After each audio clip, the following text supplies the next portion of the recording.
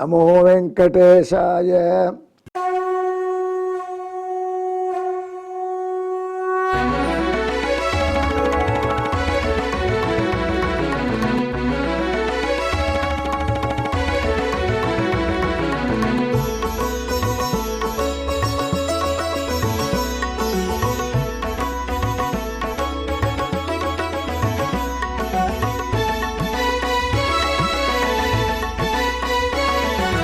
सहस्रनामं सहस्रनामं श्रीवेङ्कटेश सहस्रनामं सहस्रनामं सहस्रनामं श्रीवेङ्कटेश सहस्रनामं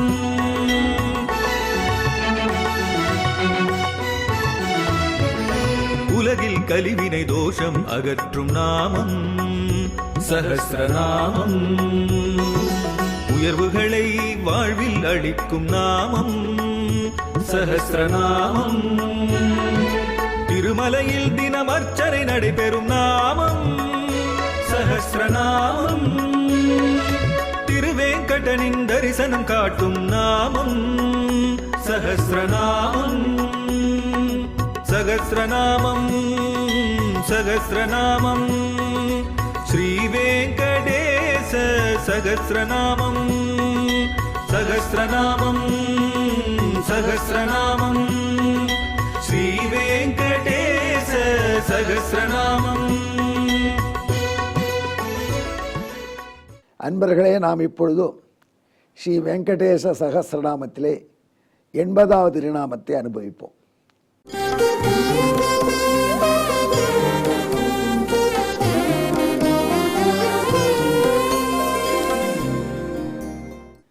அசுரர்களை எம்பெருமான் தான் மோகினி திருக்கோலம் மூண்டு வஞ்சித்து ஏமாற்றி தேவர்களுக்கு அமிர்தம் கொடுத்தான். நமக்கு வரப்போகிறதுன்னு காத்துட்டு இருந்தாங்க.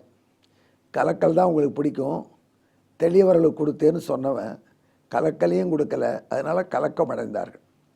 அப்படியே எம்பெருமான் மறைந்து போயிட்டான் அமிர்த கலசத்தோடு. அதனால் தேவர்கள் மீது அசுரர்கள் கோபித்து கொண்டார்கள், தாக்குதல் நடத்தினார்கள். இப்போ தேவர்களுக்கு அசுரர்களுக்கும் மாபெரும் போர் மூண்டது. மோகினி கோலத்தில் இருந்த திருமால் மறுபடியும் தேவர்கள் கூட்டத்தில் இருந்து உபேந்திரனாக நின்று கொண்டு தேவர்கள் சைடில் போராடுறான். அது பயங்கர யுத்தம். அசுரர்களே பல பேரை அழிச்சிட்டாங்க. அந்த யுத்தத்தில் தான் மகாபலி மாண்டே போனான். மகாபலியே அந்த யுத்தத்தில் மாண்டு போனவனை பின்னாடி சுக்கராச்சாரியர், ஏன்பா இந்த அமிர்தத்துக்கு போய் அலைஞ்சிங்க, திருமார்வங்களை ஏமாற்றிட்டான், எங்கிட்ட ஒரு வித்யை இருக்குது, இந்த மந்திரத்தினால் இறந்தவர்களை உயிர்ப்பிக்க என்னால் முடியும் என்று சொல்லி அவர்களை மகாபலியை உயிர்ப்பித்தார். அவரை உயிர்ப்பித்து மகாபலிக்கு பல உபதேசங்கள் செய்து அவனுக்காக வேள்விகள் செய்தார்கள். அந்த வேள்வியிலிருந்து வந்த குதிரை, அந்த வேள்வியிலிருந்து கிடைத்த தேர், அவையில் கிடைத்த ஆயுதங்கள், அவைகளை வைத்துக்கொண்டு மகாபலி தேவலோகத்தையே முற்றுகையிட்டு வெற்றி பெற்றான். அமிர்தம் சாட்டிருந்தாலும் தேவர்களால் அந்த மகாபலி எதிர்க்க முடியலை. இது வரலாறு. ஆனால் மகாபலியும் இந்த காலத்தில் மாண்டு கிடந்தான். சுக்கராச்சாரம் தான் தேடி பிடிச்சி அவனை உயிர்ப்பித்தார் என்கிறது வரலாறு. ஆகையினால தான் மகாபலி உட்பட அனைவரையுமே எம்பெருமான் தேவர்களுக்கு துணையாக நின்று சம்ஹரித்து குலங்குலமாக அசுரர்களை அழித்தான். அந்த அசுரர்களில் ஒரு பகுதி தான் அவர்களுடைய அசுர இனத்திலே சேர்ந்தவர்கள், அவரோடு சேர்ந்தவர்கள், அவர்கள் கூட்டணிக்காரர்கள் ராட்சசர்கள். ராட்சசர்களுக்கு ரக்ஷஸ் என்று ஒரு பெயர் சமஸ்கிருதத்தில். ரக்ஷ என்கிறதுனால வர பெயர். பிரம்மதேவன் ராட்சசர்களை உருவாக்கினான். அவர்கள் பயங்கரமாக இருந்ததை பார்த்தோடனே பிரம்மதேவனுக்கே பயம் வந்துடுத்து. யாரா நான் காப்பாற்றுங்களேன்னு கத்தினான், ரக்ஷன்னு கத்தினானோ. அதனால் அவர்களுக்கு ராட்சசர்கள் ரக்ஷஸுக்கள் என்று பெயர் வந்தது என்றெல்லாம் சொல்கிறார்கள். அப்படிப்பட்ட பிரம்மதேவனை படைத்தவனே நடுங்க வைத்தவர். ஒரு விஷயம் இருக்குது, சில சமயம் என்ன பண்ணிவிடுவாங்க, சில அரசியல்வாதிகள் ஒரு கலகத்தை ஆரம்பித்து விட்ருவாங்க. இந்த கலகம் ஆரம்பித்து வச்சா அப்புறம் அவங்களாலையும் அடக்க முடியாது, அவங்க மீதே பாய்வது. அந்த மாதிரி ராட்சசர்கள் பட்டவர்கள் அவர் உருவாக்கினோமானால் அவர்கள் யார் உருவாக்கினார்களோ அவர்களையே அலற விட்டுடுவாங்க. அதெல்லாம் அந்த மாதிரி வழிகளை செய்யக்கூடாது நாம் என்பது படைப்பு கடவுள் வரலாறுலேயே தெரிகிறது. அந்த ராட்சசர்கள் அப்படி அசுரர்களோடு கூட இணைந்து அந்த போரில் நின்றார்கள். அந்த ராட்சசர்களையும் குலங்குலமாக அழித்தான் திருவேங்கடமுடையான் அந்த யுத்தத்தில்.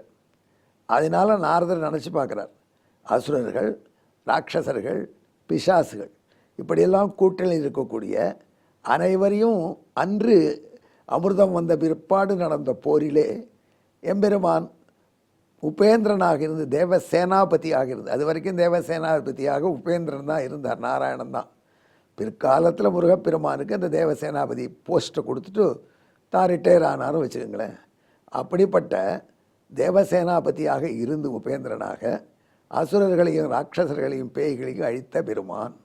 இதை ரசித்து நாரதர் சொல்கிறார். ஏன்னு கேட்டால் நமக்கு கூட அசுரர்கள் என்று தனி ஒருத்தர் கிடையாது. அது கொஞ்சம் நல்லா யோசிச்சு பாருங்க. சில சமயம் நாமே அசுரர்களாக இருக்கும், சில சமயம் நாமே தேவர்களாக இருக்கும், சில சமயம் நாமே மனிதர்களாக இருக்கும். இதை பற்றி உபநிஷத்தில் ஒரு வரலாறு இருக்குது. ஒரு காலத்தில் பிரம்மதேவன் அறிவுள்ள விஷயங்கள் உங்களுக்கு சொல்கிறேன், அறிவு வளர்வதற்கு வந்து படியுங்கள் என்று தேவர்களுக்கு அழைப்பு கொடுத்தார். தேவர்கள் அத்தனை பேருக்கும் வேலை கிளாஸ் அட்டன் பண்ண முடியாது. தங்கள் பிரதிநிதியே பிரம்மதேவனுக்கு அறிவிச்சாங்க. பிரம்மதேவன் அவர் நிறைய உபதேசம் பண்ணுறார், நிறுத்த மாட்டேங்கிறார்.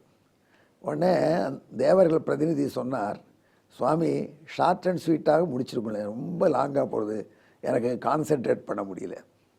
உடனே பிரம்மா சொன்னார், அப்படியா ஒரு எழுத்து உபதேசம் பண்ணுறேன், தா அப்படின்னு விட்டார். தா என்று அவர் சொன்ன உடனே தேவர்கள் வெளியில் வந்துட்டாங்க.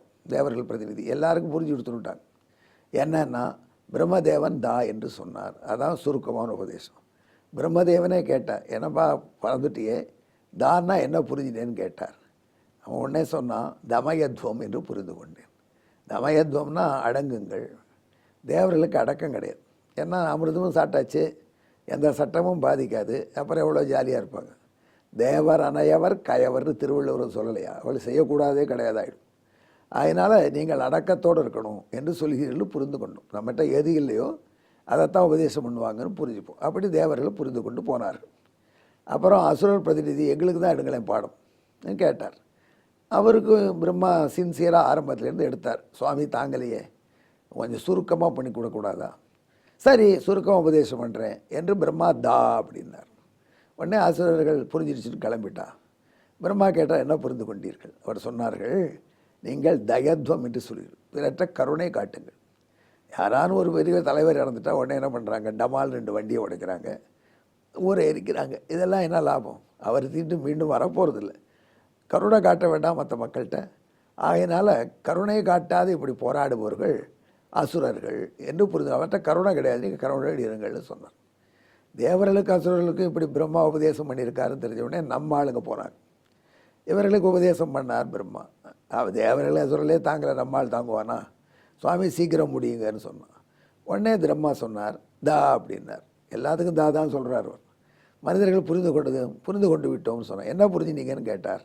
அவர் தத்தன்னு சொல்லு, கொடுங்கள். மனிதர்கள் கொடுக்க மாட்டாங்களாம், கருமிகளாம். அதனால் இதுதான் உபதேசம். தயத்வம், தமயத்வம், தயத்வம், தத்த, 3 தான் இருக்குது. இதே மாதிரி பிரம்மா உபதேசம் என்ன இருக்குன்னு ஒரு ரெக்கார்டு போட்டார்.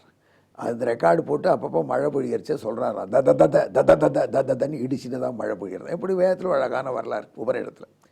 அந்த மாதிரி அன்றைய தினம் கருணையே இல்லாதவர்களான அசுரர்கள் ராட்சசர்கள் எல்லாரையும் சமஹரித்தான் கருணாமூர்த்தியான திருவேங்கடமுடையான். ஆகையினால் அவனுக்கு அற்புதமான பெயர் வைக்கிறார், ரக்ஷசந்தோக பஞ்சனன் என்று.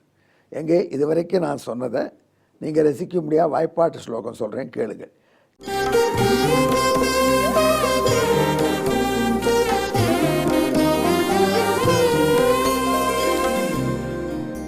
யோஷா வஞ்சன ஜாத்தம் ரோஷம் திருத்வா ரணாய சஜ்ஜானாம் தைத்யாதீனாம் ஹந்தா ரக்ஷசந்தோக பஞ்சனோ நாம்னாம்.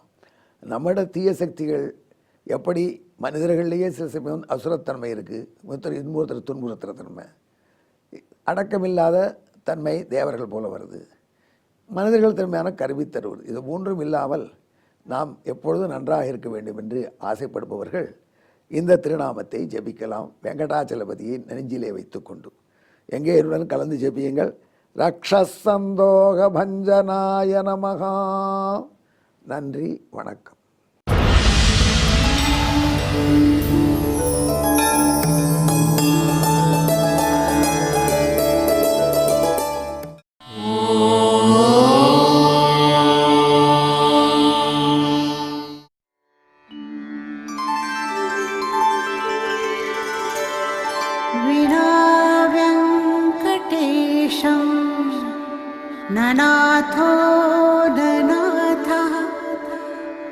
सदा वेङ्कटेशं स्मरामि स्मरामि।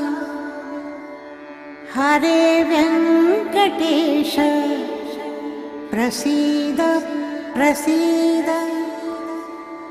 प्रियं वेङ्कटेश प्रयच्छ प्रयच्छ।